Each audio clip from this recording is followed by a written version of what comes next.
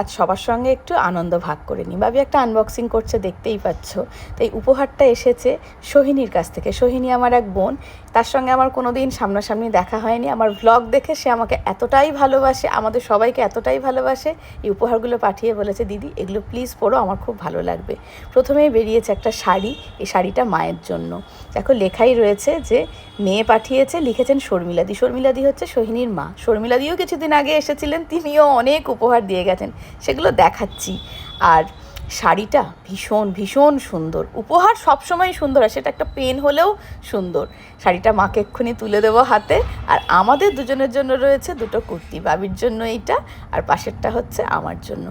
আমরা মা মেয়েতে টুইনিং করতে ভীষণ ভালোবাসি, সব কিছু লক্ষ্য করেছে সোহিনী, সেই জন্য একদম ম্যাচিং ম্যাচিং দুটো কুর্তি, মানে সেম দেখতে, কালার দুটো আলাদা।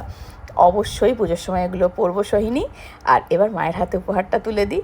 মা তো একদম মানে প্রথমে বিশ্বাসই করতে পারছে না আমার জন্য, মানে মা তো দেখেও নি, চোখে বুঝতেও পারছে না ব্যাপারটা, মানে ও ব্লগ দেখে কে, মানে আমি তো চিনি না। এই অনেকগুলো প্রশ্নের উত্তর দিয়ে মাকে শাড়িটা দিলাম, মা ভীষণ ভীষণ খুশি। আর এই যে বাবির একদম সুন্দর ফিটিংস হয়েছে, ভীষণ মানিয়েছে বাবিকে।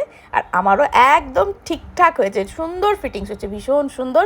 অবশ্যই পুজোর সময় পরবো এগুলো সোহিনী। এবার দেখাই শর্মিলাদির উপহারগুলো। কয়েক সপ্তাহ আগে শর্মিলাদি এসেছিলেন বেহালা থেকে, শুধুমাত্র আমাদের সঙ্গে দেখা করবেন বলে। মানে এগুলো যে আমার জীবনের কত বড় পাওয়া, আমি কি বলবো। প্রথমে যে টি শার্টটা দেখলে ওটা বাবির জন্য, আর এই সুন্দর শাড়িটা আমার জন্য।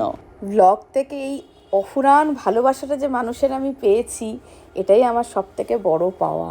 আর উপহার পেতে কার না ভালো লাগে। আমারও ভীষণ আনন্দ হয়েছে উপহারগুলো পেয়ে।